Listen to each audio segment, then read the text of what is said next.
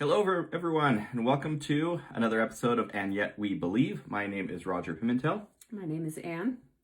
And we are a married couple having honest conversations about the beautiful, messy middle of Latter-day Saint life. What are we talking about today? So today we are going to talk about the Beatitudes. So as we've said before, Roger and I are doing the Living School through the Center for Action and Contemplation. And I was doing a lesson, watching a video a couple of weeks ago, and something was said that just stuck out to me, like, I want to say like a sore thumb, but it's a good thing. Okay. Like the rest of the fingers were sore. Yes. This is the exception. Right. So Richard Rohr was talking about the 10 Commandments, and he said, as you know, I believe that the 8 Beatitudes are Jesus's version of the 10 Commandments. And if you look at them, they're all teaching how to be vulnerable before reality. Blessed are those who weep. Blessed are the meek. Blessed are the poor in spirit. It's preparing you for the whirlwind, how to live inside the whirlwind, not how to turn the whirlwind into a monolithic morality structure or church structure. So this idea that the Beatitudes are Jesus's version of the 10 Commandments. Yeah. That was really interesting. I had never really thought about it that way. We know that the 10 Commandments were given to Moses, right? They were very strict rules. Yeah. They are the commandments that we've all grown up with. You know, we've held on. We've all known them. Yeah, we've held on to these 10 Commandments.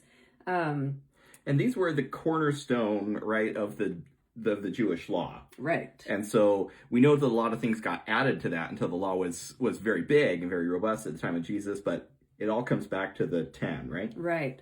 And these 10 Commandments, they kind of answer the question of what should you not do. There are a couple, like honor your father and your mother, that are good, you know, like they're thou positive, shalts instead of thou shalt nots. But most of them are a thou shalt not, whatever, kill, you know, do things on Sunday, you know, whatever. So they come back to that question of what should you not do.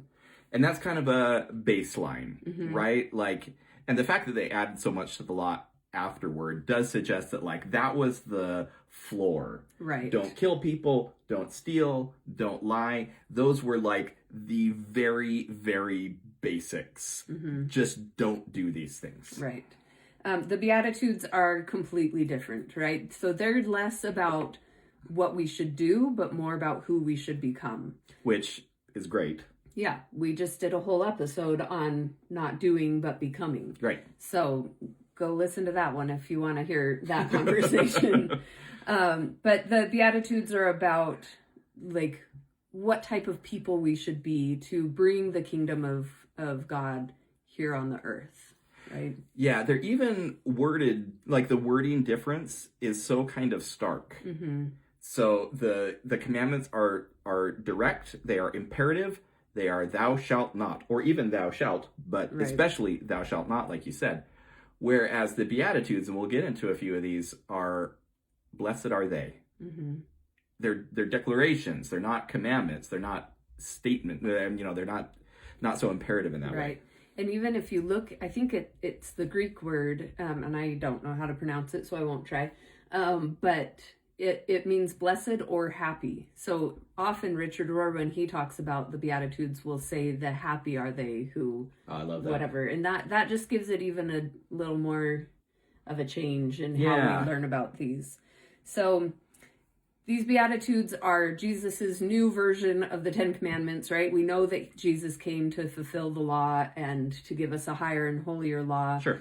And so this is what he gave us. And they're almost harder to do, right?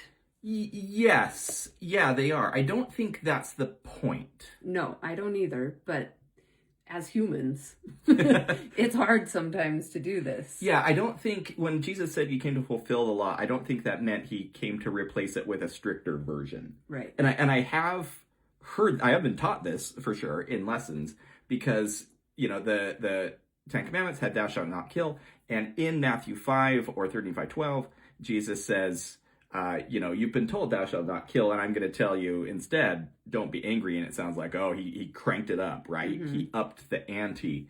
And I I don't love that framing of it. I think when Jesus says, he says, you've heard it said one way, but I say unto you the other way. I think he's challenging that prior assumption. And I actually have a quote from Brian McLaren on this, and he says, maybe what Jesus is doing for us there is not just giving us several examples of where he was in disagreement with his culture. Maybe he's setting an example for us to have a respectful attitude toward our culture that is also critical. Interesting. And I thought that was so cool because in kind of nuanced LDS circles, there's varying degrees of being critical of the institution. And the institution's the institution. It doesn't mean being critical of the gospel or of leadership or anything like that. But the Beatitudes and the rest of the Sermon on the Mount as a example of positive and constructive criticism is a really interesting angle on that. Yeah, that is. I haven't really thought of it that way, but it is. I mean, Jesus was kind of challenging everything that the people understood. You know, he's challenging all of the systems. He was giving this like right under the Roman Empire's nose, essentially, and that empire especially was very strict and, you know, wanted to be followed and had this king, you know. So it was really kind of turning everything on its head and giving us a new way to live. So I want to go through the Beatitudes. Do you have anything to add before we get to the actual Beatitudes? You know, I think there's something really kind of poetic and beautiful about these two, these two moments in biblical history. You know, you have the Ten Commandments given on Mount Sinai, right? And then you have the Sermon on the Mount given on they call it the Mount of Beatitudes. It's where that's traditionally understood that the Sermon on the Mount was given. And you have these two mountains, you know, where the law and then the fulfillment of the law really were given. And it reminds me of, if you're familiar with Bruce Armaconkey's talk from 1985, it was his last talk before he died. It's called The Purifying Power of Gethsemane. I am not familiar with that. Okay. It's a really cool talk. And he talks about three gardens. And it's the Garden of Eden and the Garden of Gethsemane and then the garden with the garden tomb. And he connects these three with like creation and fall and atonement and resurrection, you know, all of these sorts of things. And so I kind of love this like that as the two mountains. You know, mountains kind of traditionally symbolizing where heaven and earth meet. Right. You know, and so I think especially with the Sermon on the Mount, we get that. And they're so different. You know, we talked about the wording difference. I think it's worth acknowledging that they were given to different people at different times. Right. They had different needs. For sure. And you can even start to do a faith stages thing with this if you really want to. So the Ten Commandments were given to Israel. They had just come out of being enslaved to the Egyptians for 400 years. They just needed rules. They had a lot of rules. And they even said when they were leaving, like, why are you taking us out? Like, we're going to starve and die here. We'd rather go back and be enslaved. Right. They needed the structure of that. Very much as stage one, I don't know, stage two, somewhere in their society. Yeah, looking to a leader for sure. Right. Yeah. And when Jesus gives the Sermon on the Mount, they'd lived under that law then for like 1,500 years or so. Depends what scholars you're listening to, sort of thing. So a very different environment. Yeah. And so the commandments had this fear economy in it. It's if you violate these things, you'll have consequences.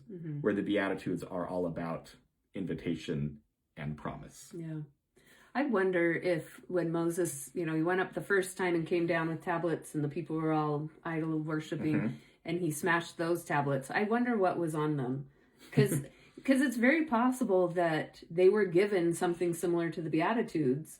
And then he comes down and God's like, nope, not ready for that. Let's try again. He comes down the mountain and he looks at the people and he looks at the tablet and it says, blessed are the meek. And he's like, forget this. Nope. This is not going to work. Not ready for that. Yeah. It's possible. So let's look at the Beatitudes. Okay, so you are going to read them. I think it's from the NLT. Yep. Something similar to that. And I'm going to read it from the Message, which if you're unfamiliar with the Message, it's not a translation of the Bible, but it's a paraphrasing. And it was done by a pastor that wanted his congregation to understand the Bible better. Yep. So it's very modern language. It's very familiar language. So we're going to get kind of side by side of each of these. Yep. Okay, starting with, blessed are the poor in spirit, for theirs is the kingdom of heaven. And the Message says, you are blessed when you're at the end of your rope. With less of you, there is more of God and his rule. Gosh, I love that. It's so good. Both are good. Absolutely. They give very different vibes. Yeah, so blessed are the poor in spirit has that. It's not the KJV actually, but it's very KJV in how it sounds and that kind of that version of English. And blessed are the poor in spirit. And you kind of have to do the mental math. I'm like, okay, what does poor in spirit mean? Yeah. But the other one, you are blessed when you're at the end of your rope. I get that. Yeah, I've been there. I was there today. I'm there nearly constantly. Yeah. And I love the part of when there's less of you, there's more for God to fill. Yeah. Like that feels very much of a Jesus grace moment. Yeah. Right? When we can't do it all, Jesus will cover what we lack. Right. That's what I hear. And it's not about not having identity or something like that, but it's the realization that we depend on God for everything. Right. Yeah. Okay. So the next one, blessed are those who mourn, for they shall be comforted. Or, you're blessed when you feel you've lost what is most dear to you. Only then can you be embraced by the one most dear to you. Oh, I love that one too. Yeah. Even the Message Bible version is very poetic. Mm-hmm. I think it kind of captures that vision there. Yeah. And I mean, how many of us have lost what we feel is most dear to us? That they're not saying when you've lost a parent or when, right. It's not putting parameters on what it means to mourn, but it is anyone who has lost something dear to you. And sometimes that's losing the illusion of control. Yeah. Yep. And I'm just going to leave that right there. Yeah. That's a little too heavy for us to keep talking about. Too close to home. Okay, moving on. Okay, next one. Blessed are the meek, for they shall inherit the earth.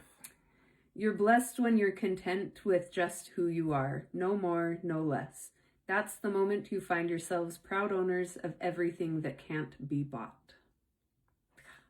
So good. Yeah, I love that. And again, people always want to kind of ask the what ifs around this. And I love that message about when you're content with just who you are. And that doesn't mean you don't try to get a promotion at work or, whatever that is. That's not the point of that. Right. But that's accepting the reality that is around you. Mm-hmm. And not comparing yourself to anyone else.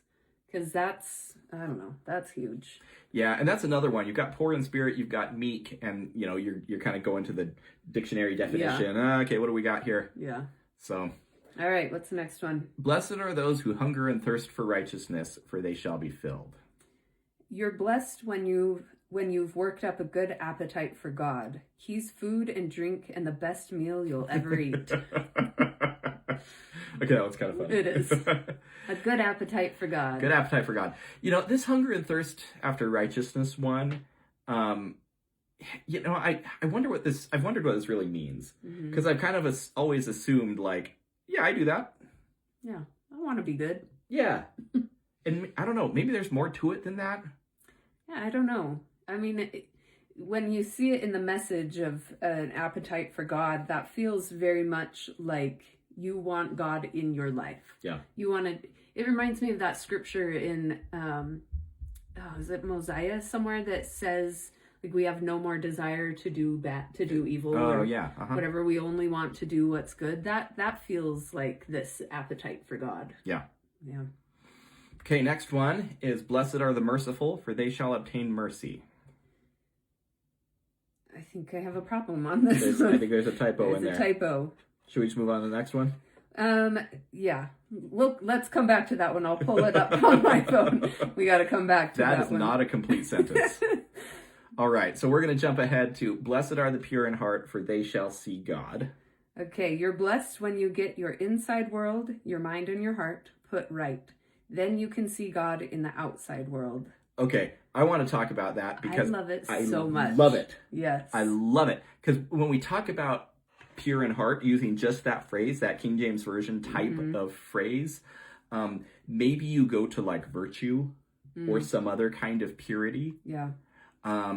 But this is something that we are both learning. Yeah. The Living School is a big part of this for us of, getting your mind and your heart into the right place. And it's so much less about what your external actions are and, did you do this thing and did you do that thing, and more about getting yourself into communion with God. And I love how it calls that out here. And I love that when you're aligned with your mind and your heart, then you can see God in the outside world. Ooh. And you're so often, like when you're not in alignment, I think that you just kind of go around trying to figure stuff out, and it's hard to see God. It's hard to see God's hand in your life. But when we do have that alignment, then we can see God anywhere and everywhere. Okay, I've got this one. Okay, so this was, blessed are the merciful, for they shall obtain mercy. You are blessed when you care. At that moment of being careful, you find yourselves cared for. Holy wordplay. I know. It's so good. You're blessed when you care, though. That is a solid statement. I know. I'm excited about that. And what so merciful, giving mercy to other people, right? That's maybe when you've been harmed or something like that, then you're going to obtain mercy. And this is saying you're blessed when you care about other people, when you have empathy for someone. And that when you are in that, when you're full of caring for others, you're careful, then you are cared for. Yeah. It's just beautiful. Wow. I really like that. Yeah. I'm really enjoying this. I know, they're so good. A message for the win today. Yeah, right. We've got two more. Blessed are the peacemakers, for they shall be called sons and daughters of God. Thank you for the addition. Yep.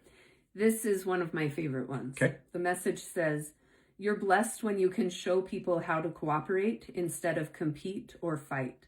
That's when you discover who you really are and your place in God's family. Wow. Okay, so that really highlights the difference between, and I think we've talked about this before, between peacekeeping and peacemaking. Yep. Peacekeeping is often keeping quiet even when something bad is happening because you might ruffle feathers or whatever. Right. But peacemaking, per this statement, showing people how to cooperate instead of compete or fight. Yeah. Marvelous. Right? What would it be like? So President Oaks just gave a whole talk about being a peacemaker. Yeah. What would it look like if he talked about this? I mean, like, he talked about it in his explanation. Yeah. But, like, I don't know, this verbiage is just so clear and beautiful. And I love that it says when we teach people, like, how we can show people how to cooperate, that's how we discover who we are in God's family. And to me, that means you start seeing people as your sibling instead of someone to just hate and fight with. Yep. Love that. Okay, what's the last one? Okay, last one is, blessed are those who are persecuted for righteousness' sake, for theirs is the kingdom of heaven. And the message says, you're blessed when your commitment to God provokes persecution. The persecution drives you even deeper into God's kingdom. Nice. Yep. Those are all good. The message is so wonderful. I mean, you have to remember it's not a translation. It's going to get things a little weird and goofy sometimes, but sometimes it just knocks it out of the park. And I think we're pretty unfamiliar with that sort of thing. We haven't, I mean, the church hasn't even really endorsed other Bible translations up till now. The Book of Mormon is in that same kind of English as the King James Version. So we're not used to things being readable. Yeah. To be totally honest. And the readability of that's understandable. Amazing. Yeah.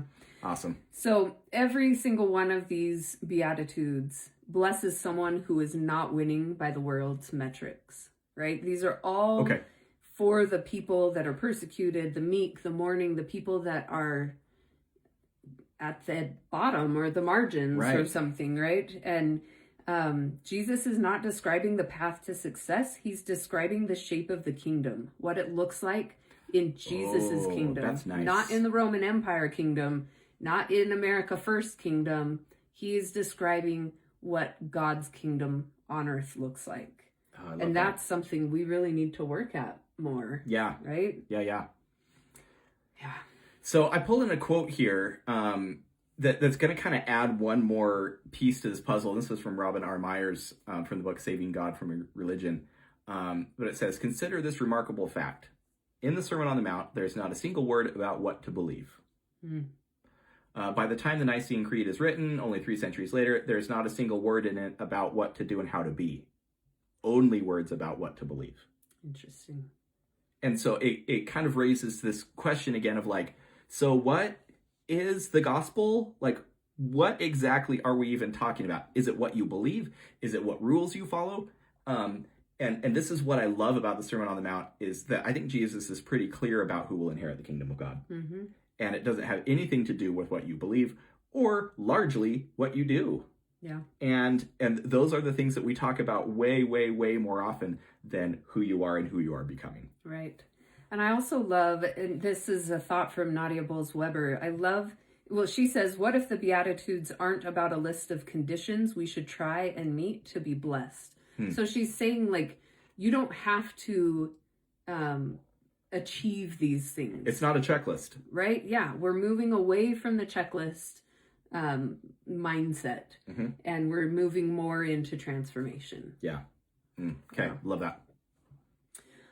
So we wanted to kind of bring this into a modern application. Yes. Right? So Jesus, like I said, came to fulfill the law. That doesn't mean that the 10 Commandments aren't important, right? Still good.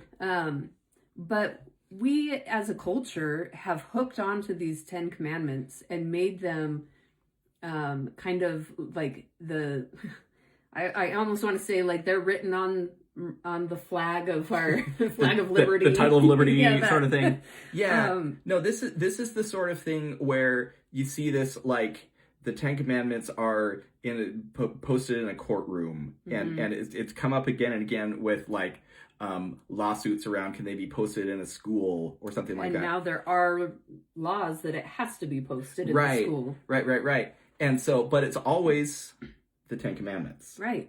And so the question is, what would it look like if it was actually the Beatitudes that were being posted in schools? Yeah. I almost feel like we should print all of the Beatitudes out and send it to all of the lawmakers that have decided that the 10 Commandments should be in classrooms, and we should ask them to post the Beatitudes in their own offices. I love that. Because what would it be like for a lawmaker, a legislator, whatever, to see, blessed are the people that figure out how to cooperate instead of fight. Yep. Blessed are the merciful. Blessed are the peacemakers.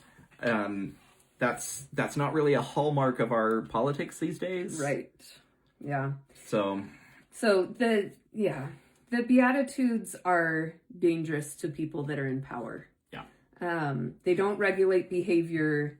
They're calling out the people at the bottom, and they're saying they're gonna be the ones taking over here, and not in a powerful, like, political way like we're talking about, but in a way that actually matters in life. Yeah, and they really, so they're worded very positively, but about the opposite kind of people versus the people who are in power. And so the implication is negative to people in power. Yeah. And I mean, if we're honest, a lot of the people who are wanting the 10 Commandments to be posted are not following them. They're not honest with their fellow men, or, they're not. Yeah, let alone the Beatitudes, having a hard enough time with the 10 Commandments. Yeah. Which, like, I get it. We all struggle. Sure. Sure. But, yeah. I think in comparison, also, the 10 Commandments are a cheaper Christianity than the Beatitudes. And I'm saying cheap in this case, like Bonhoeffer's concept of cheap grace and costly grace and that sort of thing. With the 10 Commandments, if you're doing the things, you feel like you can check them off, but those things don't demand that you be something different. They are not transformative. Yeah. And that makes it easy to be performative for a politician or any of us, because you can espouse the 10 Commandments without being controversial at all. There's nothing controversial in that. You go back to it and everybody's like, yeah, okay, whatever. And so it ends up being a cheaper version of what the gospel really is. Right. And I mean, let's just state the fact here that having them in public schools in a country that was founded on religious freedom does not track. Yeah. Right? That doesn't feel right to be forcing that on people that may not believe it, may not care about it, whatever. So there's a problem there in and of itself. Yep. I think that when we hold on too tightly to the Ten Commandments and the obedience that is required of those, our church or religion can become a place where we're just avoiding a sin, because most of these are do not do these things. Right. And so we're like, okay, I'm just not going to do these things and I'll be fine. But that's not what religion is. That's not what the gospel is, because that doesn't necessarily require transformation. Even though that's how many of us were raised. Right. I know that I was raised that way. And I internalized, I was going to say right or wrong, wrongly. I internalized wrongly that being a Christian and being a Latter-day Saint meant not doing certain things. And that doesn't get you anywhere. Yeah. If it's not transformative, like you just said. If it's leaving out what we need to become, then it's not a full gospel. Yeah. So Richard Rohr again says, the 8 Beatitudes offer us a more spacious world, a world where I do not have to explain everything, fix everything, or control anything beyond myself. A world where we can allow a larger mystery to work itself out through us and in us. These things are done to us more than anything we can do. The Beatitudes are about changing me, not about changing other people. Wonderfully, it is not about being right anymore. Who can fully do the Beatitudes, quote, right? It is about being in right relationship, which is a very different agenda. We live, of course, in this tension between two worlds, the world where I need to prove that I am right, and the world of daily right relationship with myself and others. One demands dominative power and concern with changing other people, and the other is a self-renewing call to right relationship and is primarily about changing me. That's so good. I love it. I just think that switch of not needing to prove myself with something, you know, not needing to prove that I'm right or that I'm better than other people, that's an easy thing to do with the Ten Commandments, because it's a clear delineation of who's living it and who's not. Right. And it's visible, it's outward. Right. But the Beatitudes, they can't necessarily be on a temple recommend question, right? They're not, you can't check a box with these, which I think is comforting to so many of us that have moved away from living a checklist gospel. Right. I love that Richard Rohr calls out, he talks about it being spacious. He talks about the gospel being a larger mystery. And it makes me think that the 10 Commandments make the gospel really small. Yeah. Because it's just a list. It's just a list of things. I didn't kill anybody today. Fantastic. That's a really small gospel. Yeah. Whereas a relationship with God, being in right relationship, like he says, and changing ourselves, that's so big and it's so spacious. Yeah. Yep. What else do you have? Well, I wanted to add on, because we talk about this kind of, list of rules kind of thing. And I have this bit from President Harold B. Lee. And I really liked this angle. He says, in his Sermon on the Mount, the Master has given us somewhat of a revelation of his own character, which was perfect.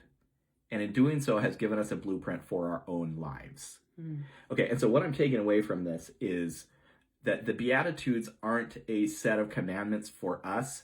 They are a description of Jesus Christ. And then what does he invite us to do? Be like him. Right. Peacemaker, merciful, pure in heart, and even the other ones, meek, poor in spirit. When we talk about being endlessly humble and loving us in vulnerable ways, that's the poor in spirit, that's the meek. That's a description of the character of Jesus Christ. Yeah, that's really beautiful. And then to add on to that, Joseph Smith said, if you wish to go where God is, you must be like God, or possess the principles which God possesses.